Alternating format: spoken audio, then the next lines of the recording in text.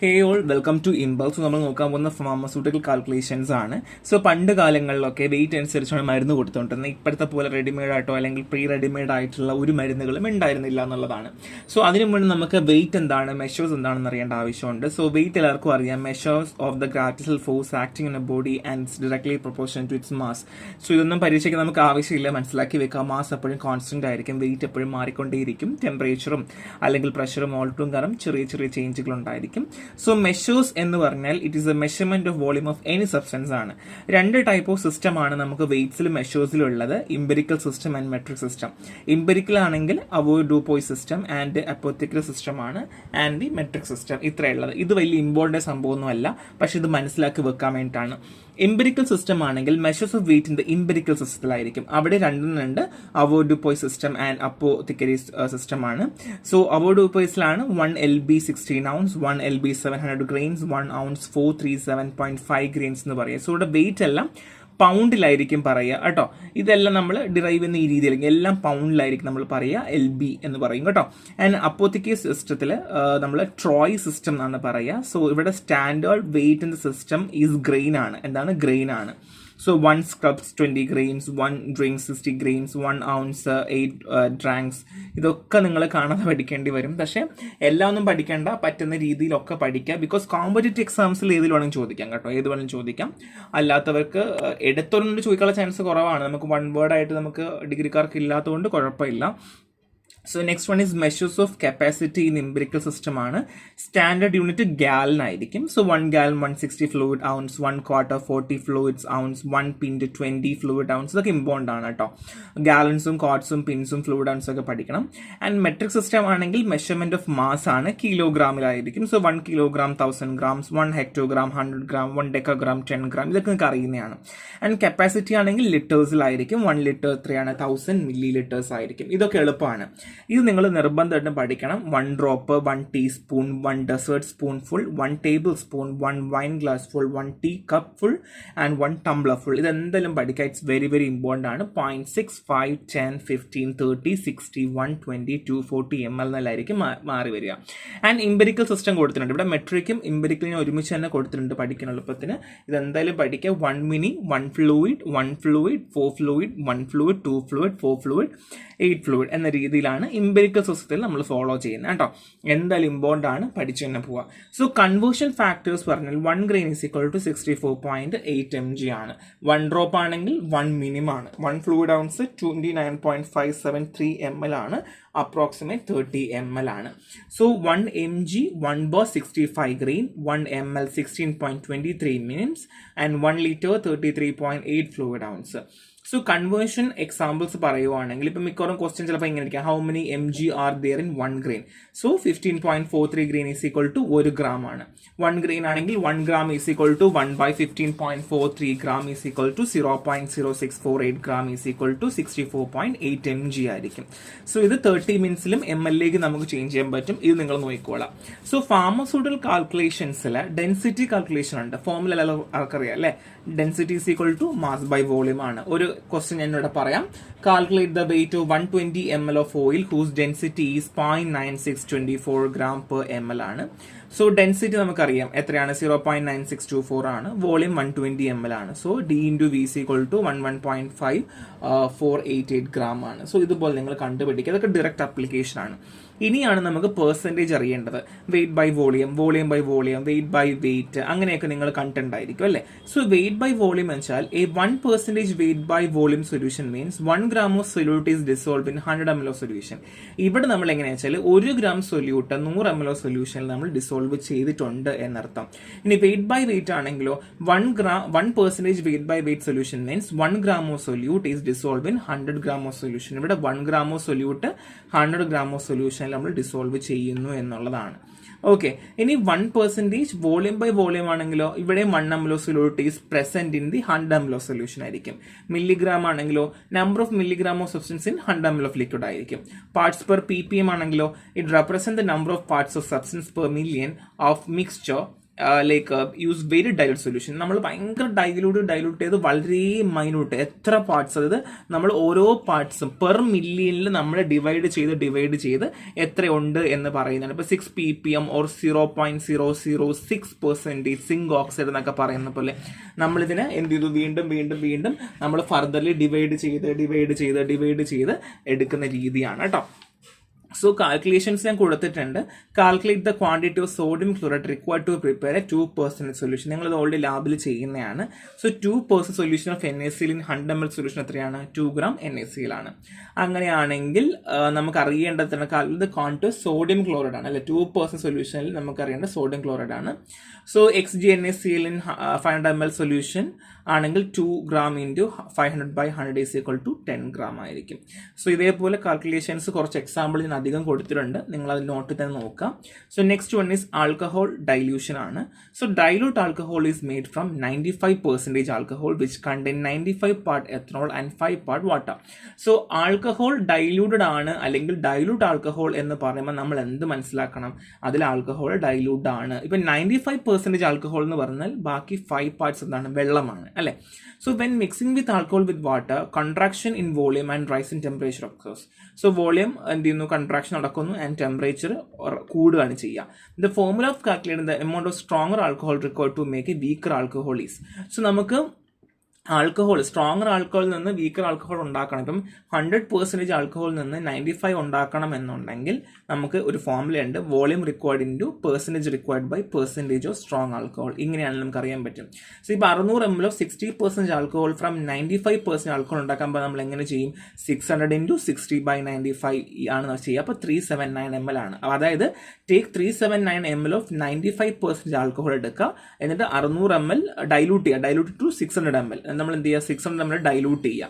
അപ്പോൾ നമുക്ക് 60% കിട്ടും. ഇതിപ്പോൾ 100% ആയിരുന്നെങ്കിലോ നമുക്ക് എളുപ്പമാണ്. ഇതിപ്പോൾ 95 എന്ന് വന്നതുകൊണ്ടാണ്. ഇപ്പം ചില ആൾക്കാർ ഇതിൻ്റെ കൂടെ 5 കൂട്ടി ചെയ്തിട്ട് പിന്നെ അത് കുറച്ച് എഴുതാറുണ്ട്. പക്ഷെ അത് നമുക്ക് റിസ്ക് ആണെന്ന് വെച്ചാൽ റിസ്ക് ഒന്നും അല്ല, എളുപ്പമാണ് ചെയ്യാനായിട്ട്. പക്ഷെ നമ്മൾ തെറ്റിക്കരുത്, ഒരിക്കലും തെറ്റിപ്പോകരുത് കേട്ടോ. ഇതൊക്കെ കണക്കുകളാണ്, എളുപ്പമാണ്. So next one is alligation ആണ്. When mixing 2 solution of different strength to produce preparation of intermediate strength, alligation method. So അതായത് ഇപ്പം 60%ഉം ഒരു 100%ഉം കൂടെ ഞാൻ മിക്സ് ചെയ്തിട്ട് ഒരു ഇന്റർമീഡിയറ്റ് സ്ട്രെങ്ത് ഉണ്ടാക്കുന്ന രീതിയാണ്. ഇപ്പൊ എക്സാമ്പിൾ പറയുകയാണെങ്കിൽ ആൽക്കഹോൾ 80% 20 പാർട്ടും 30% 30 പാർട്ടും ആണ്. സോ 50% നമുക്ക് കിട്ടണം. സോ രണ്ടും കൂടെ മിക്സ് ചെയ്യും, 30 20 കൂടെ മിക്സ് ചെയ്യുവാണ് ചെയ്യുക.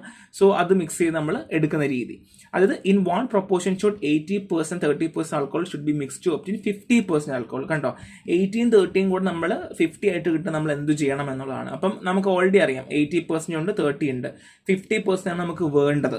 അപ്പം 80-ലാണെങ്കിൽ ഡിഫറൻസ് 20 ആണ്, 30-ലാണെങ്കിൽ 30 ആണ് നമുക്ക് ഇത് വരുന്നത്, 30 പാർട്സിലാണ് ഡിഫറൻസ് വരുന്നത്. So mix 20 parts of 80%. 80% 20 parts mix ചെയ്യുക, 30% 30 ആഡ് ചെയ്യുക. അപ്പോൾ എന്ത് ചെയ്യുന്നു? 50% കിട്ടുകയാണ് ചെയ്യുക. ഇതേപോലെ തന്നെ ഓയിൽമെന്റിനും ഒക്കെ നമുക്ക് ചെയ്യാൻ പറ്റും. സോ സ്ട്രെങ്ത്തുകളുടെ ഡിഫറൻസ് അനുസരിച്ച് ഞാൻ ഓരോ കണക്കുകൾ കൊടുത്തിട്ടുണ്ട്, നോക്കിക്കോളാം. So next one is proof spirit, proof strength and proof gallon ആണ്. സോ എന്താണ് proof spirit? The strength of alcohol is express in term of spirit, proof strength and proof gallon. നമ്മൾ ആൽക്കഹോളിന്റെ strength നമ്മൾ എപ്പോഴും പറയുന്നത് എങ്ങനെയാണ്? ഈ രീതിയിലാണ്. അതായത് പ്രൂഫ് സ്ട്രെങ്ത് ഓഫ് ആൽക്കഹോൾ എപ്പോഴും പറയുന്നത് സ്പിരിറ്റ് അല്ലെങ്കിൽ പ്രൂഫ് സ്ട്രെങ്ത് അല്ലെങ്കിൽ പ്രൂഫ് ഗാലൻ എന്ന രീതിയിലായിരിക്കും നമ്മൾ എപ്പോഴും പറയണ്ടാവുക. The system is used for excise related concern regarding alcohol strength. അപ്പം ഇത് കൂടുതൽ നമ്മളല്ല ഉപയോഗിക്കുക. അതായത് ഇപ്പം ആൽക്കഹോൾ ഉപയോഗിച്ച് ചെയ്യുന്ന അല്ലെങ്കിൽ മാനുഫാക്ചർ ചെയ്യുന്ന ഒരുപാട് ആൾക്കാരുണ്ട് അല്ലേ, അവരൊക്കെയാണ് ഏറ്റവും കൂടുതൽ ചെയ്യുക. Great Britain and Indian. അപ്പം ഇന്ത്യയിലും ഗ്രേറ്റ് ബ്രിട്ടനിലും proof spirit is a mixture of absolute alcohol and water ആണ്, which gravity 0.91976 contain 57.1% volume by volume pure alcohol ആണ്. സോ ഇത് നിങ്ങൾ ജസ്റ്റ് പഠിച്ചു വെക്കുക, കോമ്പറ്റേറ്റീവ് എക്സാംസിന് ഒരുപാട് ഉപയോഗം വരും. US-ലാണെന്നുണ്ടെങ്കിൽ പ്രൂഫ് സ്പിരിറ്റ് എന്ന് വെച്ചാൽ absolute alcohol and water contain 50% volume by volume pure alcohol ആണ്. സോ ഫോർമുല ഞാൻ കൊടുത്തിട്ടുണ്ട്. USA-ക്കും ഗ്രേറ്റ് ബ്രിട്ടൻ ആൻഡ് ഇന്ത്യക്കും രണ്ട് ഫോർമുലയാണ്. സോ മേ ബി ക്വസ്റ്റ്യൻ വന്നേക്കാം USA-യുടെ പ്രകാരം ഇന്ത്യയുടെ പ്രകാരം. അപ്പം നിങ്ങൾ എന്ത് ചെയ്യും? അങ്ങോട്ടും ഇങ്ങോട്ടും കൺഫ്യൂസ്ഡ് ആയിപ്പോൾ. ഒരു കാരണവശാലും അങ്ങനെ കൺഫ്യൂസ്ഡ് ആവരുത്, അങ്ങനെ ആവേണ്ട ആവശ്യമില്ല. ബിക്കോസ് നമുക്ക് ഫോർമുല നമുക്ക് ഡയറക്ട്ലി തന്നിട്ടുണ്ട് എന്നുള്ളതാണ്. സോ പ്രൂഫ് സ്ട്രെങ്ത് ആണെങ്കിലോ, proof strength is twice the percentage strength of alcohol. ആൽക്കഹോളിന്റെ twice the percentage of strength ആയിരിക്കും. Alcohol mixture contain 50% volume by volume of absolute alcohol or 57.1% volume by volume of absolute alcohol ആയിരിക്കും. Great Britain and India. So നിങ്ങൾ confusion ആവേണ്ട, രണ്ടിനും രണ്ടാണ്. നമുക്ക് at least നിങ്ങൾ ഇന്ത്യയുടെ പഠിച്ചു വെക്കുക. US ചോദിക്കാൻ ചാൻസ് കുറവാണ്, എന്നാലും ഇന്ത്യയുടെ എങ്കിലും നിങ്ങൾ പഠിച്ച് വെക്കുക. സോ എക്സാമ്പിൾ ഞാൻ കൊടുത്തിട്ടുണ്ട്, എക്സാമ്പിൾ നിങ്ങൾ നോക്കുക. So if alcohol contain is above proof spirit ആണെങ്കിൽ അത് ഓവർ പ്രൂഫ് ആയിരിക്കും. എബോവ് ദ പ്രൂഫ് സ്പിരിറ്റ്, നമ്മൾ പറയുന്ന പ്രൂഫ് സ്പിരിറ്റിനേക്കാൾ കൂടുതലാണെങ്കിൽ അത് ഓവറും, ആൻഡ് ബിലോ ആണെങ്കിലോ അണ്ടർ പ്രൂഫും ആയിരിക്കും.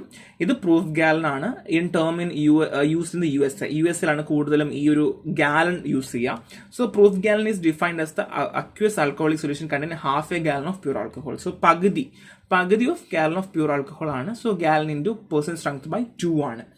So next one is isotonic solution. എന്താണ് ഐസോട്ടോണിക് സൊല്യൂഷൻ നോക്കിയല്ലോ. സോ ഓസ്മോസ് എന്താണെന്ന് നിങ്ങൾക്ക് അറിയാം അല്ലെ, ഹയർ കോൺസെൻട്രേഷൻ ടു ലോവർ കോൺസെൻട്രേഷനിലേക്ക് മൂവ് ചെയ്യുന്നു through a semi permeable membrane, അതറിയാം.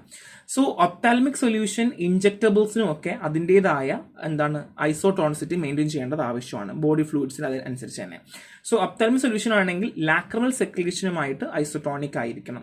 ഇൻജെക്ടബിൾ ആണെങ്കിലോ ബ്ലഡുമായിട്ടായിരിക്കണം. ഇനി ഹൈപ്പോട്ടോണിക് ആണെങ്കിലോ എന്താണ് ഹൈപ്പോട്ടോണിക്? ഹൈപ്പോ കുറയുക, ഹൈപ്പർ കൂടുക. ഹൈപ്പോ ആണെങ്കിൽ low solute concentration and higher solvent concentration. എന്താണ്? ലോ സൊല്യൂട്ട് കോൺസെൻട്രേഷൻ ആണ് ആൻഡ് ഹൈ സോൾവെന്റ് കോൺസെൻട്രേഷൻ ആയിരിക്കും കമ്പയർഡ് ടു ബ്ലഡ് സെൽസ്. ഇനി അങ്ങനെ എൻഡോസ്മോസിസും ഹീമോലൈസിസും, അതായത് ബേസ്റ്റ് ആവുന്നു, സ്വെല്ല് ചെയ്ത് ബേസ്റ്റ് ആയി പൊട്ടിപ്പോവാണ് ചെയ്യുക. ഒന്നും കൂടെ പറയാം, ഹൈപ്പോ ആണ്, ലോ സൊല്യൂട്ട് കോൺസെൻട്രേഷൻ ആണ്, വെള്ളത്തിന്റെ അളവ് കൂടുതലാണ്. ഞാൻ വെള്ളം മീൻസ് സോൾവെന്റ് ആട്ടോ ഉദ്ദേശിക്കുന്നത്. അങ്ങനെ വലുതായി പൊട്ടിപ്പോവാണ്. ഹൈപ്പർ ആണെങ്കിൽ ചുരുങ്ങി പോവാണ് ചെയ്യുക. അവിടെ സൊല്യൂട്ടിന്റെ കണ്ടന്റ് കൂടുതലും സോൾവെന്റ് വളരെ കുറവായിരിക്കും. സൊല്യൂട്ട് കൂടുതലും സോൾവെന്റ് കുറവായിരിക്കും. അങ്ങനെ ഷ്രിങ്കായി പോവാണ് ചെയ്യുക. ഹൈപ്പോട്ടോണിക് സൊല്യൂഷൻ ആണെങ്കിൽ മോർ ഡാമേജ് ഉണ്ടായിരിക്കും കേട്ടോ. Then hypotonic. So because haemolysis is irreversible. Haemolysis നമുക്ക് എന്ത് ചെയ്യാൻ പറ്റില്ല, റിവേഴ്സ് ചെയ്യാൻ പറ്റില്ല. അപ്പോൾ ഹൈപ്പോട്ടോണിക് ആണ് കൂടുതലായി പ്രശ്നം. കാര്യം എന്താണ്, ഓൾറെഡി സ്വെല്ല് ചെയ്ത് ബേസ്റ്റ് ആയി പോയി ഒന്നും ചെയ്യാൻ പറ്റില്ല. പക്ഷേ ഹൈപ്പോട്ടോണിക് ആണ്, സെൽസുകൾ ഷ്രിങ്ക് ആയതാണെങ്കിൽ നമുക്ക് എളുപ്പം കൊണ്ടുവരാൻ പറ്റും. സോ അഡ്ജസ്റ്റിംഗ് ടോണിസിറ്റി, നമുക്ക് എങ്ങനെ ടോണിസിറ്റി അഡ്ജസ്റ്റ് ചെയ്യാം? നമുക്ക് സോഡിയം ക്ലോറൈഡ് ഉപയോഗിക്കാം, ഡെക്സ്ട്രോസ് ഉപയോഗിക്കാം. സോ 0.9% NaCl ഐസോട്ടോണിക് ആണ്, 0.45 ആണെങ്കിൽ ഹൈപ്പോട്ടോണിക് ആണ്, ആൻഡ് 5 ആണെങ്കിൽ ഹൈപ്പർട്ടോണിക് ആണ്. അങ്ങനെ വേണമെങ്കിൽ ഉപയോഗിക്കാം. So calculation four preparing isotonic solution. എങ്ങനെയാണ് ഐസോട്ടോണിക് സൊല്യൂഷൻ ഉണ്ടാക്കുന്നത്? Based on freezing point, molecular concentration, graphical method and sodium chloride equivalent.